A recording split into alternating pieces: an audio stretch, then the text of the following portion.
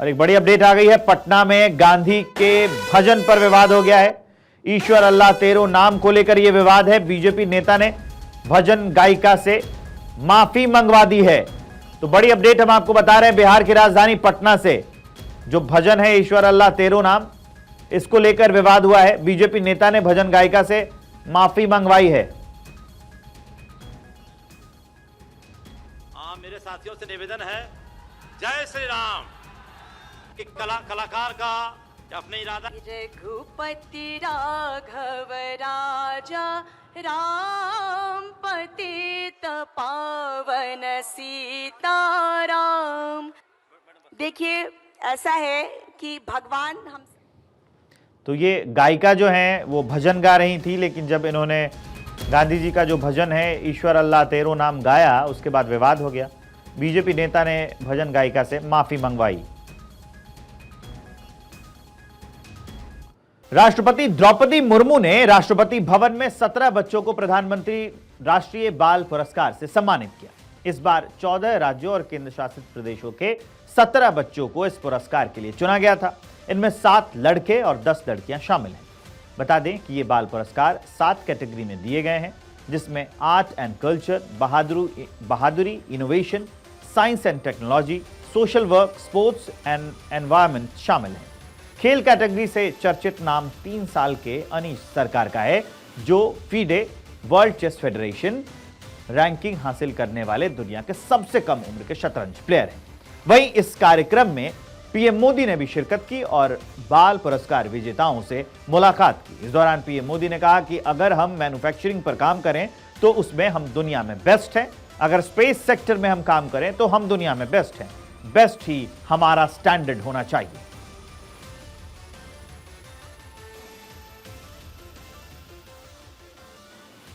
आज पूरा विश्व भारत को आशा और अपेक्षाओं के साथ देख रहा है। आज भारत में स्टार्टअप से साइंस तक, स्पोर्ट्स से एंटरप्रेन्योरशिप तक युवा शक्ति नई क्रांति कर रही है। और आज तेजी से बदलते विश्व में आवश्यकताएं भी नई हैं, अपेक्षाएं भी नई हैं और भविष्य की दिशाएं भी नई हैं। वीर बाल दिवस हमें प्रेरणाओं से भरता है और नए संकल्पों के लिए प्रेरित करता है।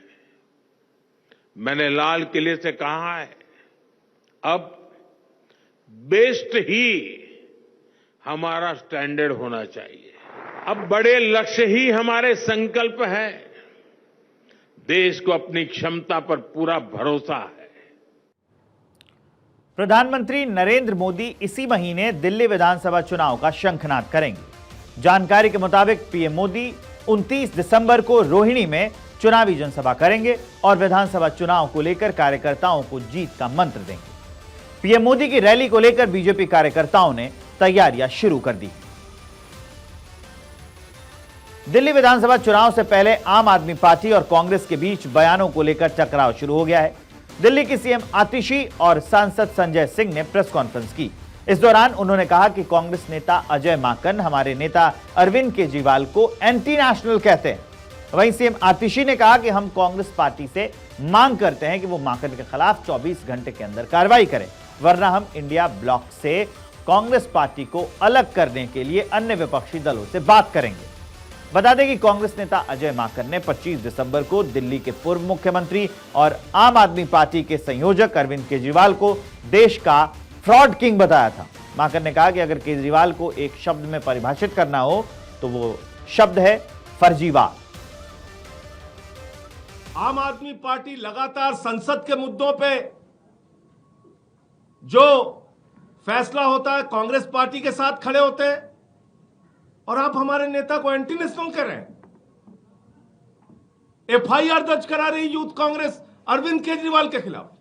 जो दुस्साहस अजय माकन और उनकी पार्टी ने किया है, मैं मांग करता हूं कांग्रेस पार्टी से कि 24 घंटे के अंदर अजय माकन के खिलाफ कार्रवाई करें, वरना इंडिया गठबंधन के जो और भी घटक दल हैं उनसे हम लोग मांग करेंगे कि कांग्रेस को इंडिया गठबंधन से अलग करें। अगर उन्हें आम आदमी पार्टी से दिक्कत है, अगर उन्हें लगता है हम एंटी नेशनल हैं, तो लोकसभा चुनाव में उन्होंने गठबंधन में चुनाव क्यों लड़ा? क्यों अरविंद केजरीवाल से प्रचार करवाया? यह बिल्कुल साफ हो गया है कि दिल्ली के चुनाव में कांग्रेस के दिल्ली के नेताओं ने भारतीय जनता पार्टी से साठगांठ कर ली है। आम आदमी पार्टी को हराने के लिए साठगांठ करी है, भारतीय जनता पार्टी को जिताने के लिए साठगांठ करी है। और अगर कांग्रेस की नेशनल पार्टी इस पूरे षड्यंत्र में दिल्ली कांग्रेस यूनिट के साथ नहीं है तो वो दिल्ली कांग्रेस यूनिट के नेताओं पर एक्शन ले, ये हमारी डिमांड है। एआई फ्रेमवर्क के लिए आरबीआई ने बनाई समिति। आरबीआई ने गठित की 8 सदस्यीय समिति। पुष्पक भट्टाचार्य की अध्यक्षता में मसौदा बनेगा। एआई के संभावित जोखिम की पहचान ये समिति करेगी। 6 महीने के अंदर यह समिति रिपोर्ट देगी।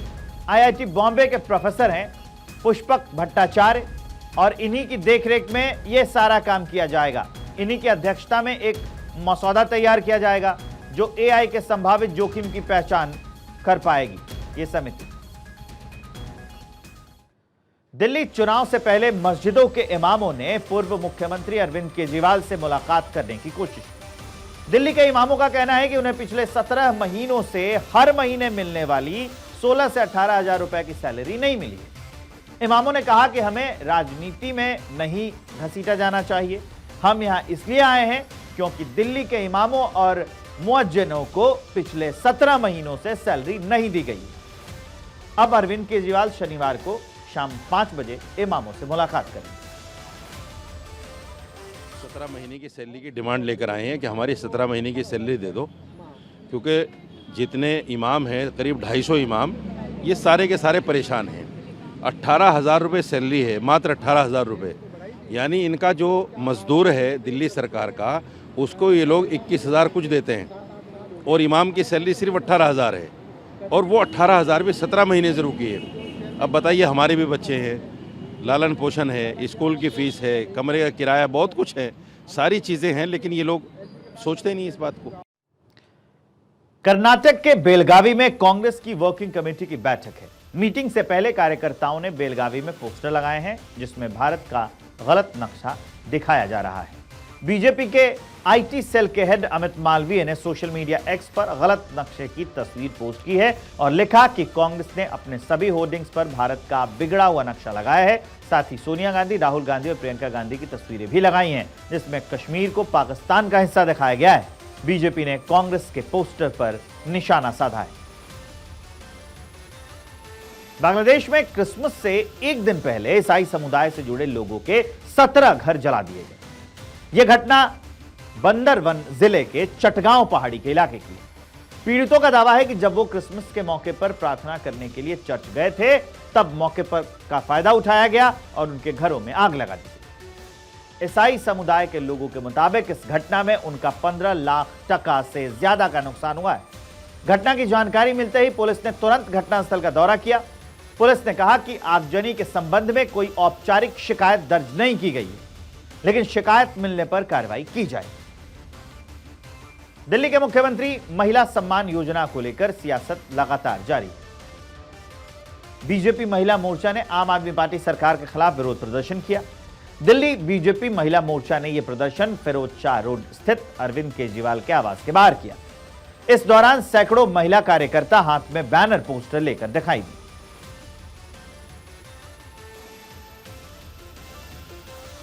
उपराज्यपाल विनय कुमार सक्सेना के निर्देश पर दिल्ली पुलिस ने बांग्लादेशी घुसपैठियों की पहचान का काम तेज कर दिया है। दिल्ली पुलिस थाना स्तर पर घुसपैठियों को ढूंढने में जुटी हुई है।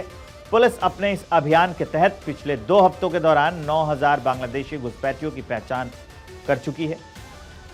इसके अलावा कई संदिग्धों की पहचान की गई है जिनके कागजात चेक करवाए जा रहे हैं। इसी मामले को लेकर हमारे संवाददाता सुरेश झा ने special CP law and order zone 2 मधु कुमार तिवारी से बातचीत की है। सुनिए। हमारे साथ बातचीत करने के लिए मौजूद है special civil law and order है मधु कुमार तिवारी जी, इनसे बात करते हैं। सर, आपका बहुत बहुत स्वागत है हमारे चैनल में। सर, बांग्लादेशियों की पहचान की जा रही है, सर्च ऑपरेशन किया जा रहा है, ये मुहिम काफ़ी हद तक कामयाब भी रही है, कई बांग्लादेशियों की पहचान भी हुई है। सर, आगे आपका कोर्स ऑफ एक्शन क्या होगा इसको लेकर? देखिए, अभी तक हमको जो हमारी मुहिम है अवैध रूप से रह रहे यहाँ पे बांग्लादेशियों के खिलाफ, वो काफ़ी सफल रही है।